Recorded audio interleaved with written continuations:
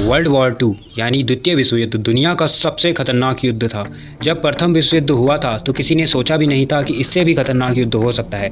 इसलिए प्रथम विश्व युद्ध का नाम ही द ग्रेट वॉर दिया गया था। इससे पहले हम वर्ल्ड वॉर वन यानी प्रथम विश्व युद्ध के बारे में जान चुके हैं। यदि आपने वह वीडियो नहीं देखा है तो डिस्क्रिप्शन में लिंक दिया है, जाके देख सकते हैं।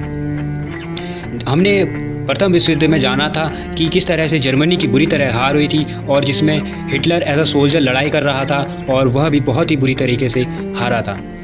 तो हिटलर को यह हार बर्दाश्त नहीं हुई थी और उसने आगे जाकर जर्मनी का चांसलर बनने के बाद वर्ल्ड वॉर टू शुरू कर दिया था।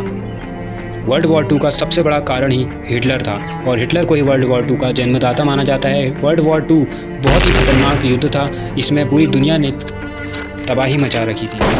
वर्ल्ड वॉर टू की शुरुआत 1 सितंबर 1939 से अगस्त 1945 तक यह युद्ध चला था। द्वितीय विश्व युद्ध को ग्लोबल वॉर या टोटल वॉर भी कहा जाता है, जिसके बारे में हम अभी आगे भी जानेंगे।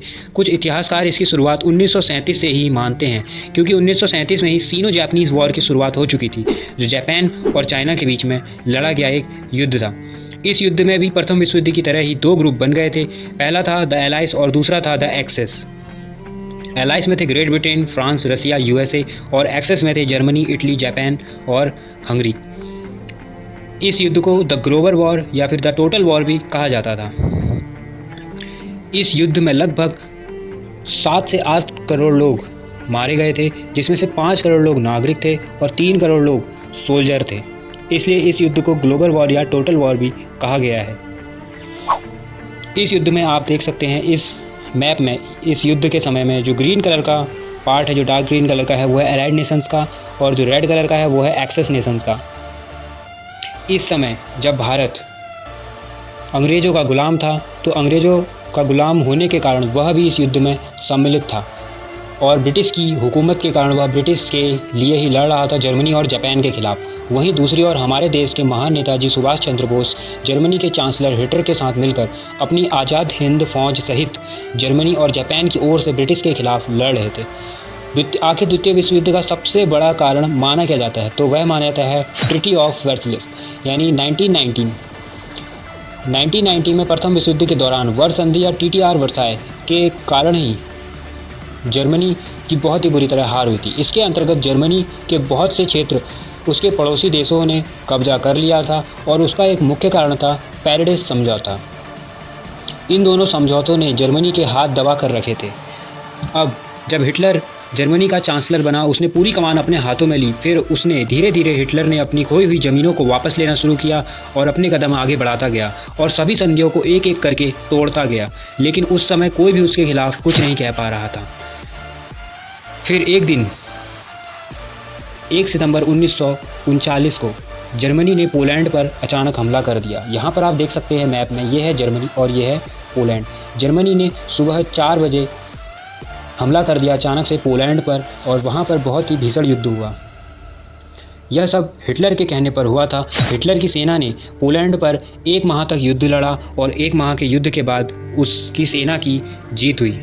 उसके बाद जर्मनी ने ब्रिटेन से युद्ध करने का भी मन बना लिया था, लेकिन उसने सोचा कि 6 माह बाद फ्रांस और ब्रिटेन में हमला करेंगे और दूसरी तरफ इटली के तानाशाह आप देख सकते हैं जो इटली है, यहाँ के तानाशाह जिन्हें मसोनी कहा जाता था, वह भी यूरोप में अपना साम्राज्य फैलाने की लालसा में लग गए थे।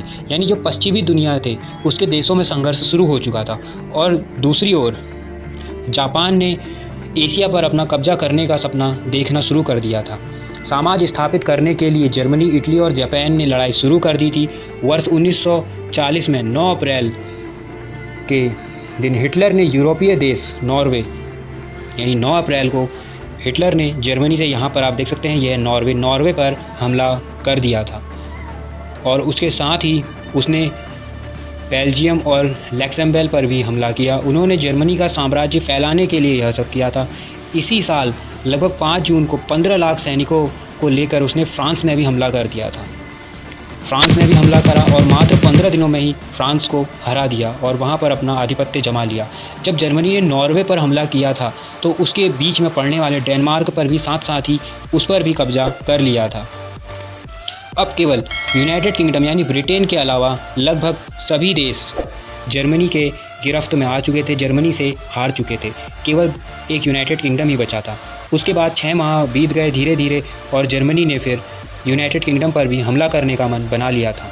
जब जर्मनी ने यूनाइटेड किंगडम पर हमला किया तो उस समय हिटलर ने देखा कि उसके सैनिक ब्रिटेन की सेना के सामने टिक नहीं पा रहे हैं और उसने फैसला किया कि यह युद्ध वापस ले लिया जाए। और उस समय उसने यह युद्ध स्थगित किया और उसने सोचा कि बाद में मैं इसको लड़ूंगा। और उसने बिना किसी वजह के ही रूस के ऊपर हमला बोल दिया और जर्मन सेना रूस में गई और रूस में जाकर युद्ध करने लगी। और यही था हिटलर की ज़िंदगी का सबसे गलत फ़ैसला साबित इसलिए होता है क्योंकि यहीं से हिटलर के पतन की शुरुआत हो चुकी थी। रूस से हार के बाद जब हिटलर वापस लौटा तो उसने अमेरिका से युद्ध करने का मन बना लिया, जबकि अमेरिका और जर्मनी के बीच में कोई विवाद ही नहीं था। इसकी एक वजह यह हो सकती है कि जापान ने अमेरिका के पर्ल हार्बर पर हमला कर दिया था और इसके 4 दिन बाद ही हिटलर ने अमेरिका से युद्ध की शुरुआत कर दी और जर्मनी का अमेरिका से युद्ध करना बहुत ही खतरनाक साबित हुआ, क्योंकि अमेरिका ने मित्र राष्ट्रों और ब्रिटेन के साथ मिलकर जर्मनी पर हमला कर दिया और बहुत ही ज़्यादा तबाही मचाई। वहीं 1 वर्ष पूर्व ही इटली के तानाशाह, यहाँ पर आप देख सकते हैं जो इटली है उसके तानाशाह जो मसरोनी थे उन पर द एलाइस ने भी हमला कर दिया था और उन्हें अपनी गिरफ्त में लिया था। और यहाँ पर जर्मनी का भी पतन होता दिखाई दे रहा था, जिससे यह बात निश्चित हो चुकी थी कि अब हिटलर और इटली का पतन तय है। तो इन सब को देखते हुए हिटलर को अपनी हार का बहुत ही शर्मिंदगी होने लगी और वह अफसोस में पड़ गया। और तभी दिन आता है 30 अप्रैल 1945 का, जिस दिन हिटलर ने स्वयं को गोली मारकर आत्महत्या कर ली। हालांकि हिटलर की मौत अब भी एक रहस्य बना हुआ है। अब यूरोप में लगभग द्वितीय विश्व युद्ध समाप्त हो चुका था, लेकिन इधर एशिया में जापान ने मित्र देशों के नाक में दम करके रखा था, क्योंकि जापान ने अमेरिका और चीन के कुछ आइसलैंड पर अपना कब्जा कर रखा था और अमेरिका ने जापान को परमाणु बम हमले की चेतावनी दी, किंतु इस पर भी जापान नहीं माना। और फिर एक दिन 6 अगस्त 1945 में हिरोशिमा में अमेरिका ने अपना लिटिल बॉय नामक परमाणु बम छोड़ दिया और अमेरिका ने दूसरा परमाणु बम छोड़ने की चेतावनी दी। उसके बाद भी जापान नहीं रुका और जापान आगे बढ़ते रहा। फिर उसके बाद अमेरिका ने 9 अगस्त 1945 को नागासाकी में दूसरा परमाणु बम फेंका। जब दूसरा परमाणु बम गिरा तो जापान पूरी तरह से बर्बाद हो चुका था और उसने आत्मसमर्पण कर दिया। इन परमाणु बमों के हमलों का परिणाम आज भी जापान के लोग भुगत रहे हैं और इस खतरनाक युद्ध का खतरनाक बर्बादी और त्राही के साथ युद्ध का अंत हुआ। लेकिन भारत अभी भी अंग्रेज़ों का गुलाम था और ब्रिटेन यहाँ से ही भारत पर अपना राज चलाता था, हमारे देश भारत पर अपना राज चलाता था। लेकिन द्वितीय विश्व युद्ध के बाद ब्रिटेन भी बहुत ही कमज़ोर हो गया था और अचानक खबर आई थी कि नेताजी सुभाष चंद्र बोस जी भी 18 अगस्त 1945 को लापता हो गए थे।